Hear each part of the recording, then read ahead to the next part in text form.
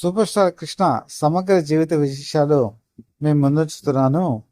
అందులో మనం ఎప్పటికీ గుర్తుంచుకోదగినటువంటి చిత్రం, కమర్షియల్గా సూపర్ డూపర్ హిట్ అయినటువంటి చిత్రం అడవి సింహాలు 1983 సంవత్సరంలో రిలీజ్ అయింది. Super star Krishna, rebel star Krishnaraju కాంబినేషన్లో మనుషులు చేసిన దొంగలు సినిమా రిలీజ్ అయింది. దాని తర్వాత 5 సంవత్సరాలకి ఈ సినిమా రిలీజ్ కావటం ఒక సంచలన విజయానికి నాంది పలకటం కూడా శుభసూచకంగా మిగిలింది. 1983 సంవత్సరం మీకు అందరికీ తెలిసిందే. సూపర్ స్టార్ విజయ్ పరంపరకి ఎదురులేని సంవత్సరంగా నిలిచింది. కె రాఘవేంద్రరావు కృష్ణ కాంబినేషన్లో 9 సినిమాలు వచ్చాయి. 9 సినిమాల్లో 2 మల్టీ స్టార్ మూవీస్, అందులో ఒకటి అడవి సింహాలు.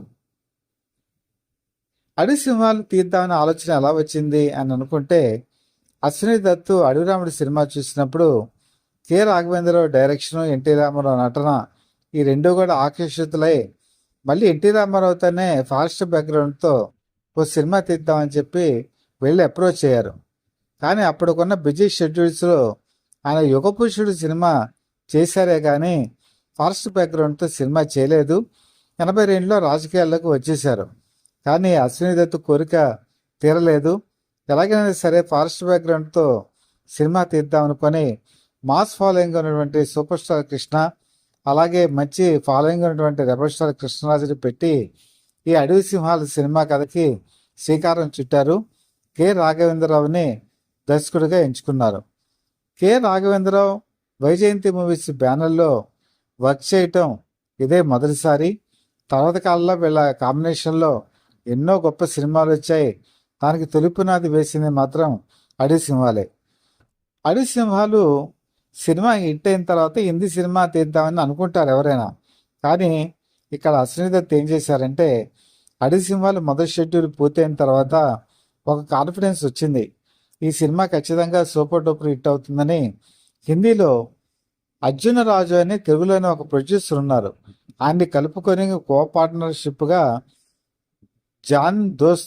జానీ దోస్త్ అని చెప్పేసి హిందీలో మరి జితేంద్ర, ధర్మేంద్రతో తీశారు. అందులో శ్రీదేవి, పర్వీన్ బాబీ హీరోయిన్లుగా నటించారు. తెలుగులో కన్నా కూడా హిందీలో ఇది సూపర్ డూపర్ హిట్ అయింది. కలెక్షన్ సునామీ వచ్చింది. ఈ విధంగా ఏకకాలంలో ఒక తెలుగు సినిమా, ఒక హిందీ సినిమా తీయటం ఒక రికార్డుగానే మనం పరిగణించవచ్చు. ఇంకా ఈ సినిమా విషయానికి వస్తే, సినిమాని విశాఖపట్నంలో భీమిలి ప్రాంతంలో తీశారు. భీమిలి ఎర్రమట్టి దిబ్బల ప్రాంతాల్లో అప్పట్లో 2 లక్షల రూపాయలు సెట్ వేసి అడవి తల్లి సంబంధించిన విగ్రహాన్ని 30 అడుగులు తయారు చేసి అక్కడ చాలా సీన్స్ చేయటం జరుగుతోంది. అదే సమయంలో ఓ పెద్ద ప్రమాదం జరిగింది. అందులో బెలూన్స్ని గాలికి ఎగరవేసేటువంటి సన్నివేశం ఉంది. బెలూన్స్లోకి గ్యాస్ నింపుతున్నారు. అందులో ఒక ఆయన గ్యాస్ నింపేటువంటి ప్రయత్నంలో ఉండగా చాలా ఆసక్తిగా గమనించడానికి చుట్టుపక్కల పిల్లలందరూ కూడా అక్కడ చేరారు. ఇంతలో సెట్లోకి super star Krishna, rebel star Krishnaraju, Sridevi, Jayaprada వచ్చారు. వాళ్ళ చూడటానికి పిల్లలంతా కూడా అక్కడి నుంచి ఆ దూరంగా ఉన్న వాళ్ళ దగ్గరికి వెళ్ళారు.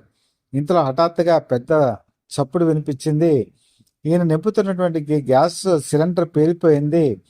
ఎవరైతే గ్యాస్ నింపుతున్నారో ఆయన తలా ముండం వేరైపోయాయి. అది చూసినటువంటి యూనిట్ వాళ్ళంతా స్టన్ అయిపోయారు.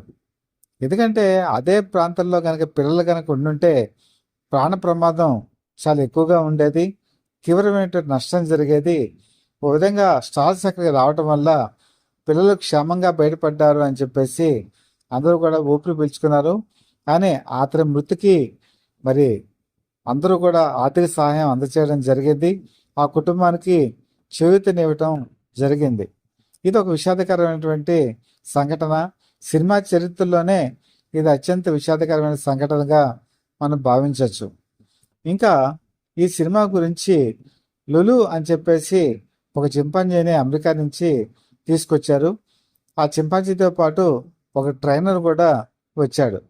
ఈ చింపాంజీ వయసు 9 సంవత్సరాలు. ఒక చింపాంజీకి చాలా తెలివితేటలు ఉంటాయి. అద్దంలో చూసుకొని తన మొహాల్లో ప్రతిబింబాన్ని గుర్తించగలదు. అలాగే మనిషిలాగా ప్రవర్తించగలదు. మనిషికుండే తెలివితేటలన్నీ కూడా చింపాంజీ కూడా ఉంటాయి. ఇందులో ఈ చింపాంజీ చేత డబుల్ యాక్షన్ చేయించారు. ఒక చింపాంజీ ఏమో హీరోల దగ్గర ఉంటుంది, ఒక చింపాంజీ ఏమో విలన్ల దగ్గర ఉంటుంది.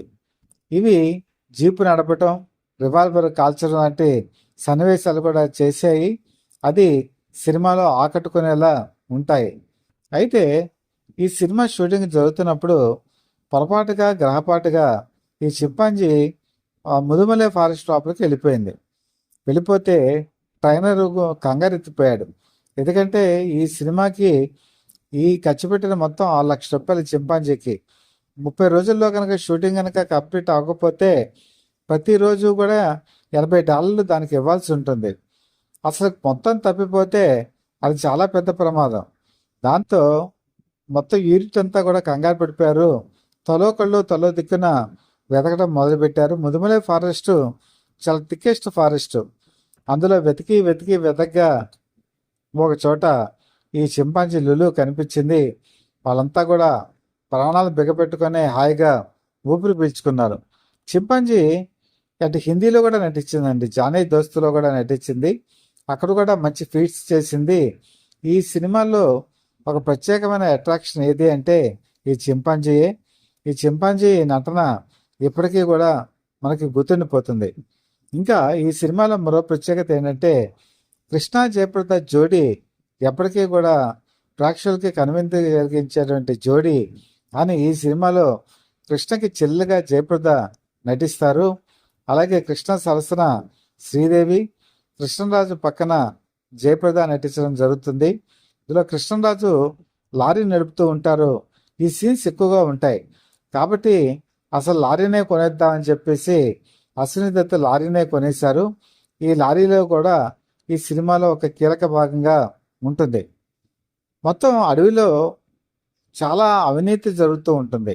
గిరిజనులు దోచుకోవటం, కలప ఇలాంటివి స్మగ్లింగ్ చేయటం, కొంతమంది దుర్నగులు చేసే అక్రమ వ్యాపారాలు, వీటన్నిటిపై తిరగబడేటువంటి స్నేహితుల క్యారెక్టర్లో super star Krishna, rebel star Krishnaraju విజృంభించి నటించారు.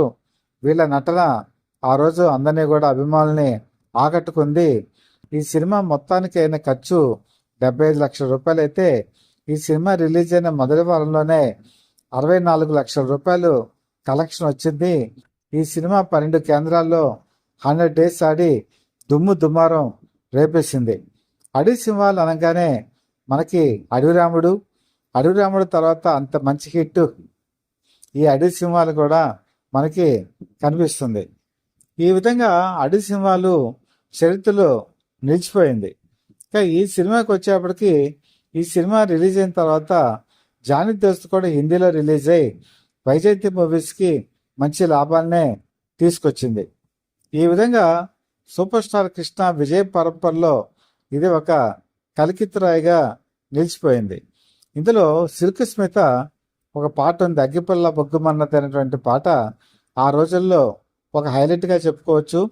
సూపర్ స్టార్ కృష్ణ శ్రీదేవి మధ్య డ్యూయెట్ల కన్నా కూడా ఈ పాటే బాగా హైలైట్ అయింది. సిల్క్ స్మిత కె రాఘవేంద్ర కాంబినేషన్లో నటించడం మొట్టమొదటిసారి అయితే కృష్ణ పక్కన డ్యాన్స్ చేయడం కూడా మొట్టమొదటిసారి.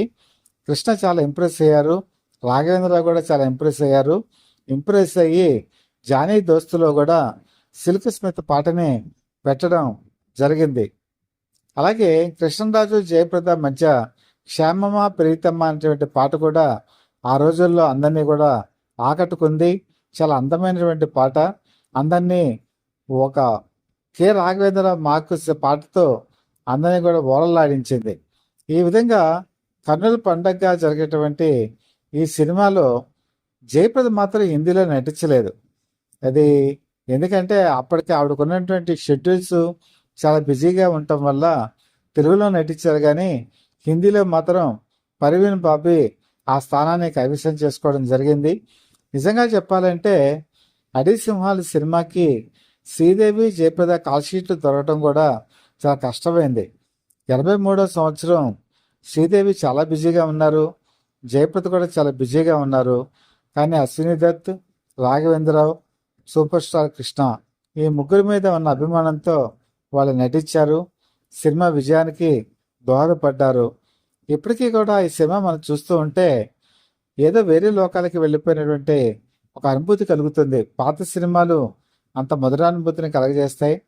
Super star Krishna, rebel star Krishnaraju వీళ్ళిద్దరూ కలయికలో ఈ సినిమాని కనుక చూస్తుంటే మనకు అనిపిస్తుంటుంది మళ్ళీ వీళ్ళిద్దరూ ఇలాంటి సినిమాలు ఇంకెన్ని చేస్తుంటే బాగుండేదే కదా అని మనకు అనిపిస్తుంది.